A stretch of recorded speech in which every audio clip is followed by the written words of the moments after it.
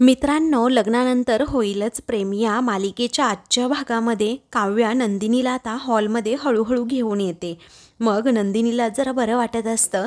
काव्या म्हणते की ताई नक्की बरं वाटतंय ना, तू तर मला जबरदस्तीने खाली आणायला सांगितलं तर खरं. त्यावेळी नंदिनी म्हणते हो ग, आता बरं वाटतंय मला जरा. तर आता नंदिनी हळूच खुर्चीत बसते. त्यावेळी काव्या विचारते ताई तुला उशी देऊ का ग टेकायला. तेव्हा नंदिनी म्हणते नाही नाही नको नको. मग काव्या म्हणते संकोचू नकोस ग ताई, मी बहीण आहे ना तुझी, इथे रूम आहे माझी, मी घेऊन येते पटकन उशी. तेव्हा नंदिनी म्हणते अगं पण नको आहे मला. काव्या पुन्हा विचारते नक्की. नंदिनी म्हणते हो अगं नको मला उशी. त्यावेळी काव्या आता नंदिनी शेजारी बसते आणि अगदी नॉर्मल वागते आणि विचारते ताई आपले बाबा नेहमी काय म्हणतात माहिती आहे का ग, आजारी माणसाने लाड करून घ्यावेत कारण. मग नंदिनी हसते आणि म्हणते कारण औषधं ही शरीराला बरं करतात आणि लाड हे मनाला बरं करतात. त्यावरती काव्या हसते आणि म्हणते अगदी करेक्ट. तेवढ्यातच नंदिनीचं थोडं काहीतरी दुखतं. काव्या आता एकदमच सिरियस होते आणि विचारते खरंच दुखते का ग ताई खूप, आणि डॉक्टरांनी सांगितलं ना त्याप्रमाणेच मी पट्टी बांधली आहे खरं. त्याच मानिनी आता नाश्ता घेऊन तेथे येते आणि विचारते काय चाललंय काय बहिणींचं. तेव्हा काव्या म्हणते काही नाही, आपल्या पेशंटशी काळजी घेतीये ना जरा. तेव्हा नंदिनी हसते आणि म्हणते काव्या स्टाईलने ती काळजी घेतीये. मग आता मानिनी म्हणते अगं काव्या पण पेशंटला तू खाली का घेऊन आली, आपण सगळंच रूममध्ये घेऊन गेलो नसतो का. मग नंदिनी म्हणते नाही नाही मीच तिला सांगितलं मला खाली घेऊन चल म्हणून, कारण रूममध्ये बसून बसून ना उगीच आजारी असल्यासारखं वाटतं. मग मानिनी म्हणते तेही बरोबरच आहे म्हणा, कारण पेशंटचं मन आनंदी असेल तर पेशंट लवकर बरा होतो. पण आता तुला बरं वाटतंय का ग असं मानिनी विचारते. मग नंदिनी म्हणते हो आता एकदम बरं वाटतंय. तेव्हा मानिनी इमोशनल होते, नंदिनीच्या डोक्यावरून प्रेमाने हात फिरवते आणि म्हणते तुला बघून ना काल एकदम अगदी काळजामध्ये धस्स झालं होतं, एवढी भीती वाटत होती ना, जर तुला काही झालं असतं तर.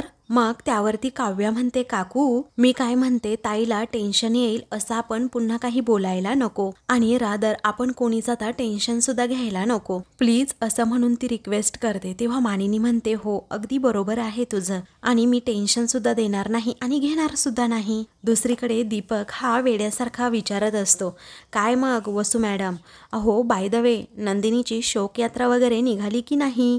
मग वसू म्हणते अरे मूर्ख माणसा, शोकयात्रा तिची नाही तर तुझी निघणार आहे. त्या दीपक रागानेच विचारतो अहो काय बडबडताय काय तुम्ही, अहो मेलेल्या माणसाची शोकयात्रा निघते जसं की तुमची नंदिनी. वसू पुढे सांगते ती जिवंत आहे. हे ऐकल्यानंतर दीपकला धक्काच बसतो आणि तो विचारतो काय ती जिवंत आहे अजून कशी काय. तेव्हा हो ती जिवंत आहे, पण मला एक सांग तू आहेस तरी कुठे. दुरी वसू नंदिनी बद्दलच्या सर्व अपडेट्स आणि जीवा व पार्थ नक्की काय काय करतायत, तुला शोधण्यासाठी कशा प्रकारे बाहेर पडलेत, ह्या सगळ्या अपडेट्स आता दीपकला अगोदरच देऊन ठेवते.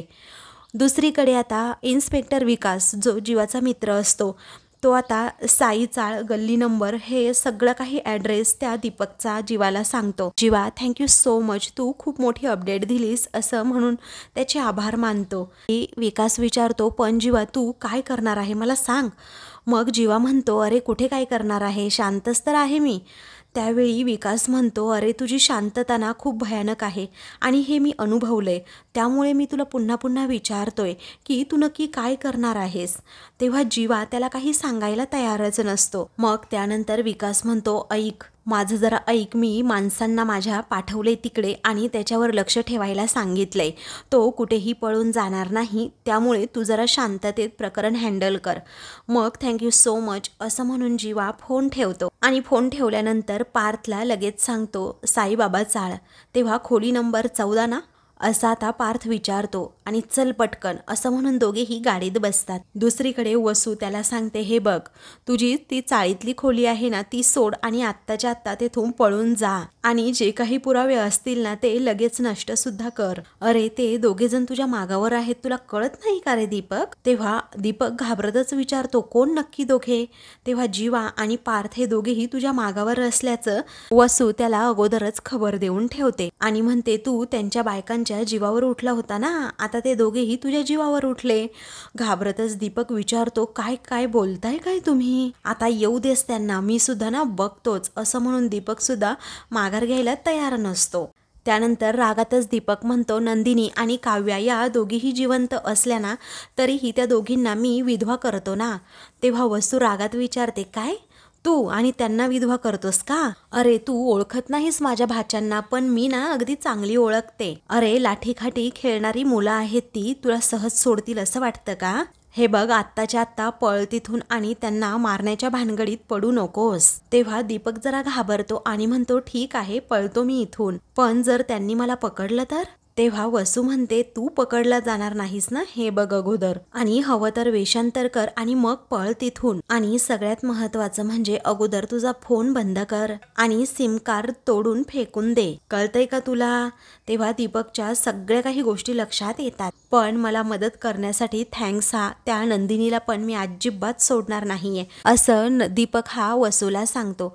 वसू आता फोन ठेवते तर रम्याने तिचं सगळं बोलणं ऐकलेलं असतं आणि ती विचारते, आई काय चाललंय काय तुझं? तेव्हा घाबरतच वसू विचारते, रम्या मला सांग ना, तो दीपक जाईल ना ग पळून?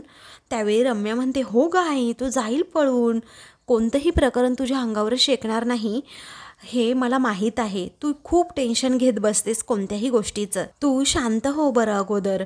त्यावेळी वसू विचारते, कशी कशी ग मी शांत होऊ? या दीपकने ऑलरेडी एवढा गोळ घालून ठेवलाय. अगं नशीब मी त्याला ना जरा वेळीच सावध केलं म्हणून, नाहीतर तू कल्पना कर काय झालं असतं. तेव्हा रम्या म्हणते, हो हो आई तू शांत हो ग, नाही काही होणार. तेव्हा वसूला अजूनच धाकधूक होते, म्हणते की दीपक पळ रे बाळा, पटकन पळ. दुसरीकडे वसूने सांगितल्याप्रमाणे ज्या नंदिनीच्या सगळे काही फोटो असतात, ज्या काही तिच्या आठवणी असतात, त्या सगळ्या काही आता दीपक जाळून टाकत असतो. तिचा आता एक एक फोटो जाळत तो त्या फोटोकडे पाहत मात्र हसत असतो. तेव्हा तो म्हणतो, आज वाचलीस तू नंदिनी, पण मी पुन्हा येईन, माझ्या हातून तुझी अजिबातच सुटका नाहीये असं मोठ्या मोठ्याने ओरडत तो नंदिनीवरचा राग काढत असतो आणि तिच्या त्या जळणाऱ्या फोटोंकडे पाहतो. इकडे मानिनी आता नंदिनीला म्हणते, चला गरमागरम सूप पिऊन घ्या अगोदर. त्यावेळी काव्य म्हणते, द्या काकू इकडे द्या माझ्याकडे. त्यावेळी मानिनी म्हणते, तुला हवं असेल तर मी दुसरं करून देते नंदिनीला आत्ता. काव्या हसते आणि म्हणते, माझ्याकडे द्या, मी नंदिनी ताईला भरवते. काव्या स्वतःजवळ आता तो बाऊल घेते आणि नंदिनीचं तोंड भाजू नये यासाठी फुंकर मारतच तिला सूप पाजत असते. ते पाहून नंदिनी आता खुश होते आणि काव्याकडे खूपच कौतुकाने पाहते आणि मानिनी सुद्धा, कारण खरी काव्या आज एका महिन्यानंतर कुठे ना कुठे तिला दिसलेली असते. या दोघी बहिणींचं एकमेकींवर असणारं प्रेम मानिनी सुद्धा पाहते. त्यानंतर नंदिनी काव्याकडे पाहता पाहता तिला अगोदरच्या सगळ्या गोष्टी आठवतात.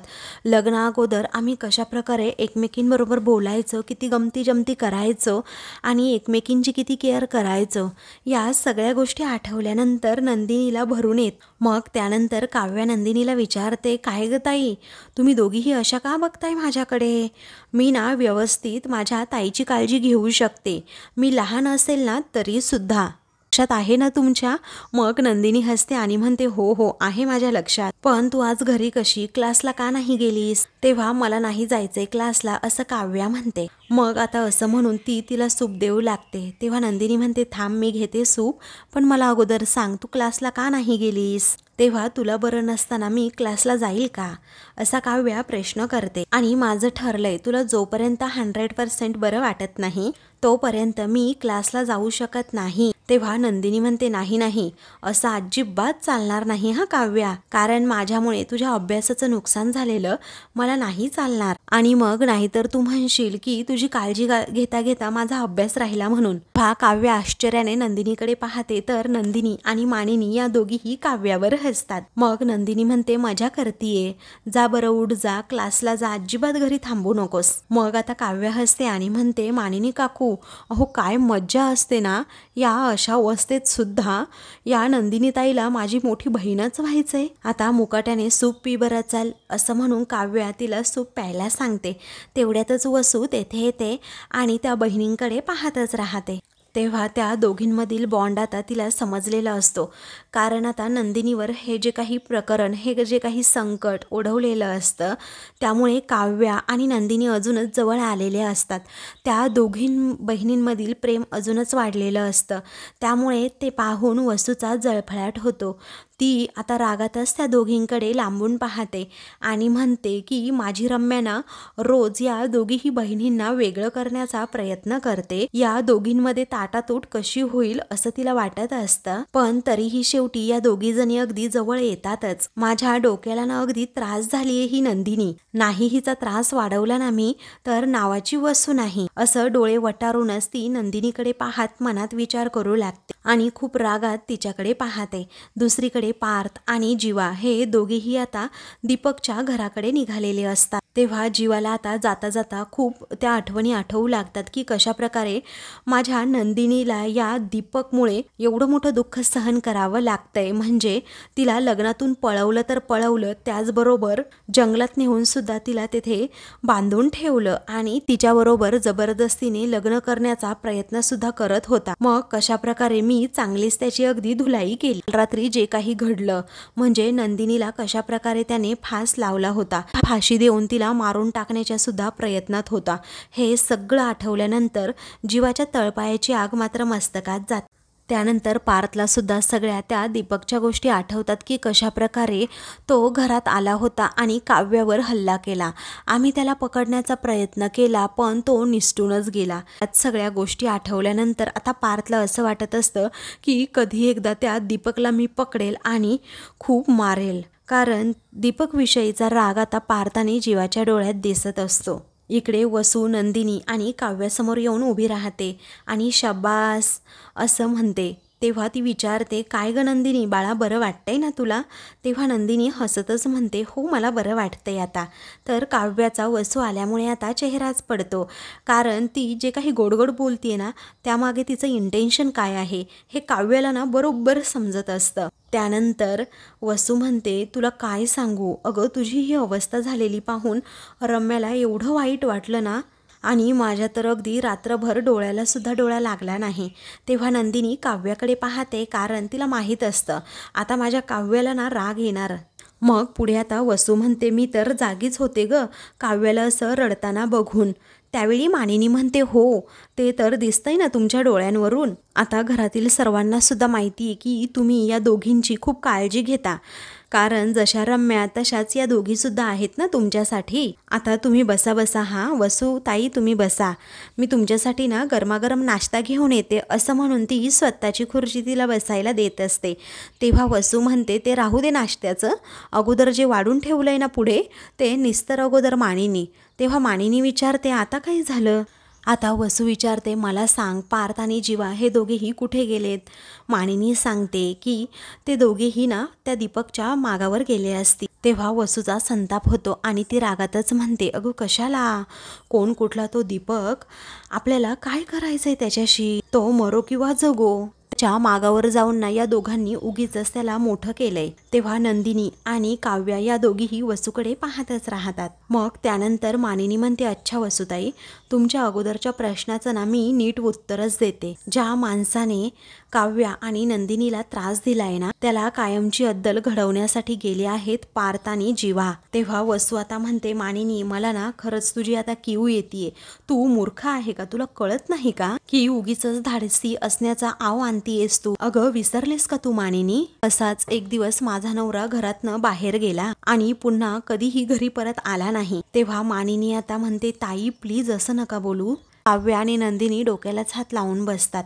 मग वसू म्हणते, त्यानंतर माझ्या कपाळावरचं कुंकू कायमच पुसलं गेलं आणि तसाच प्रकार पुन्हा आपल्या घरात घडू नये म्हणूनच सांगते ना मी. तेव्हा नंदिनी म्हणते, सॉरी आत्या, पण असं काहीच नाही होणार. हे पहा, दीपक कितीही हुशार असेल ना तरीही जीवा आणि पार्थ त्याला अगदी पूर्णच उरतील. अहो मी आणि काव्या त्या दोघांनाही आत्ता आत्ता कुठे ओळखायला लागलोय आणि तुम्ही तर दोघेही लहानपणापासून बघताय ना त्यांना. तुम्हाला असं वाटतंय की त्या दोघांना काहीतरी होईल? तेव्हा वसू म्हणते, अगं होऊ शकतं नंदिनी. ज्या माणसाने जवळची व्यक्ती गमावली आहे ना त्या माणसाला नेहमी भीती वाटतेच. पण मी तुम्हा दोघींना तरी हे का सांगतेय ना कळतच नाही. शेवटी तुमच्या अंगामध्ये त्या धनंजयचं रक्त आहे ना, असा वसू टोमणा मारते आणि धनंजय विषयी वाईट बोलते. आता हे ऐकल्यानंतर मात्र काव्या आणि नंदिनीला खूपच राग येतो. मग आता त्या दोघीही एकदमच रागात जेव्हा तिच्याकडे पाहतात तेव्हा वसूला काहीच वाटत नाही.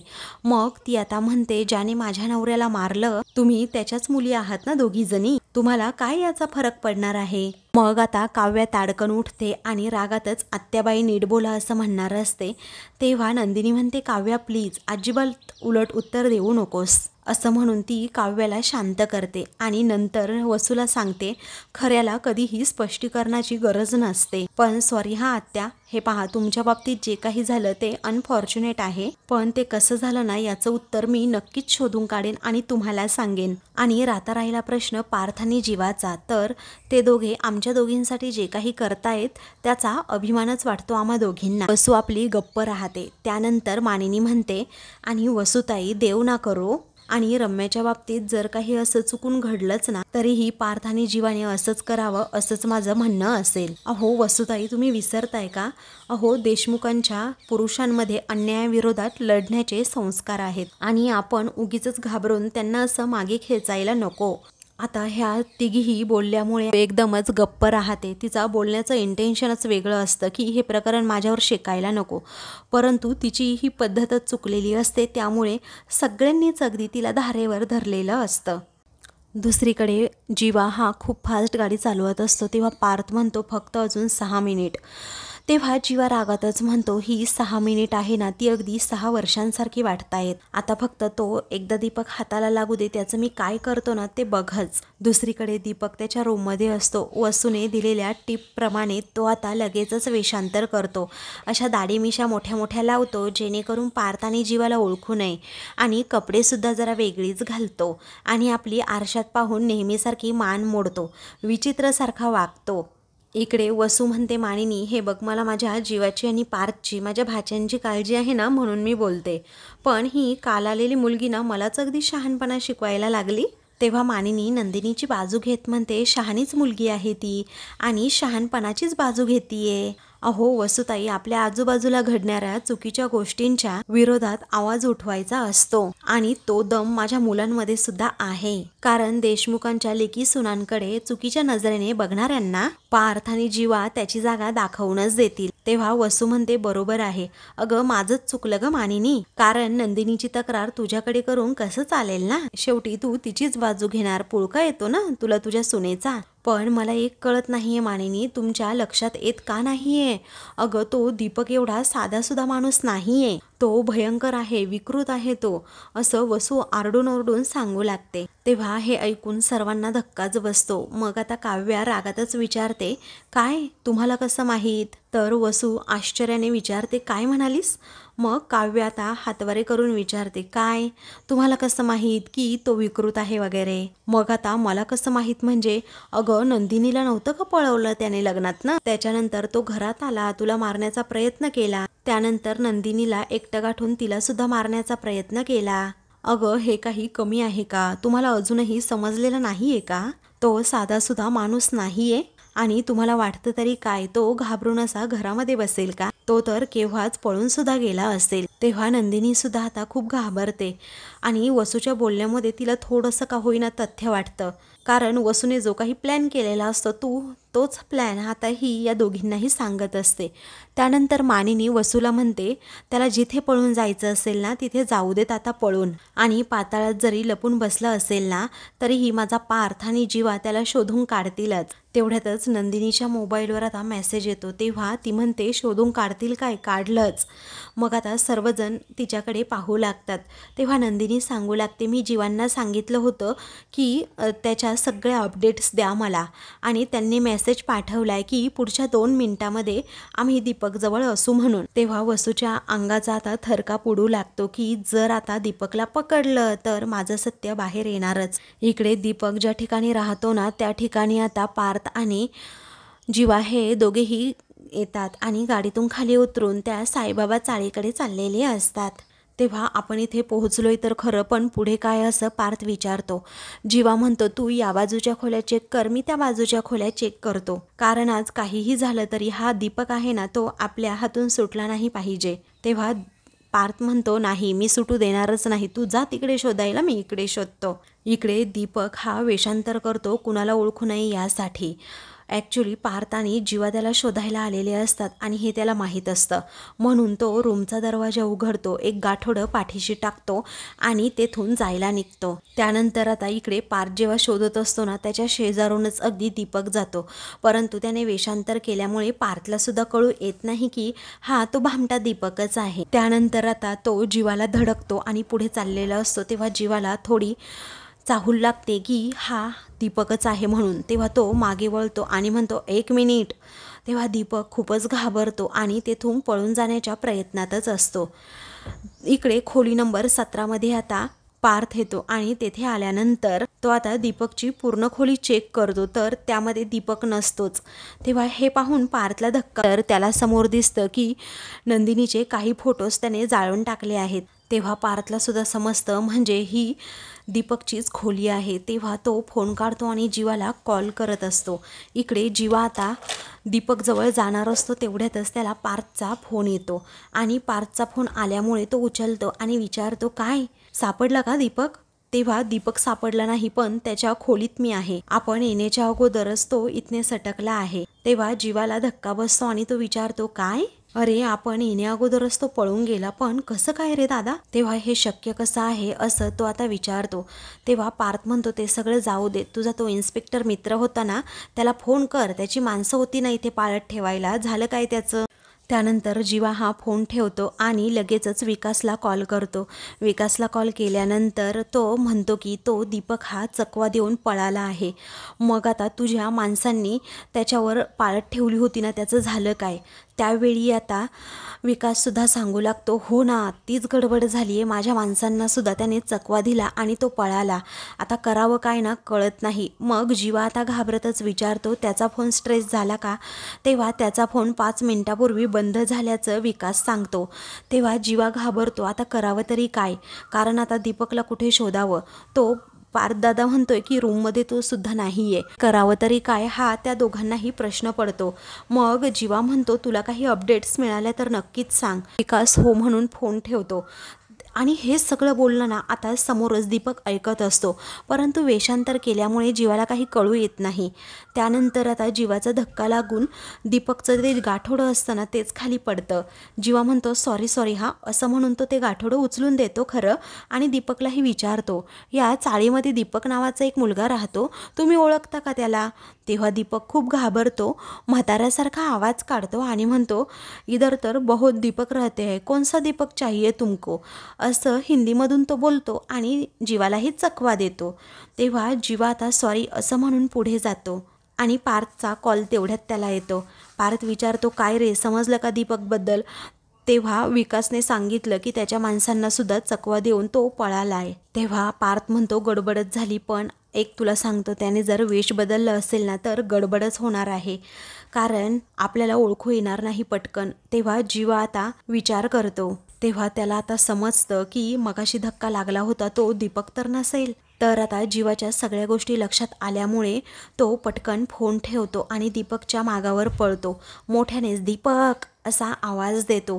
तेव्हा पार्थपर्यंत तो आवाज पोहोचतो. पार्थ त्या खोलीतून बाहेर येतो. मित्रांनो, पुढील भागामध्ये पार्थ आणि जीवा शेवटी दीपकला आता पकडतातच. तेव्हा पार्थच्या आता डोळ्यात पूर्णपणे दीपकविषयीचा राग दिसत असतो.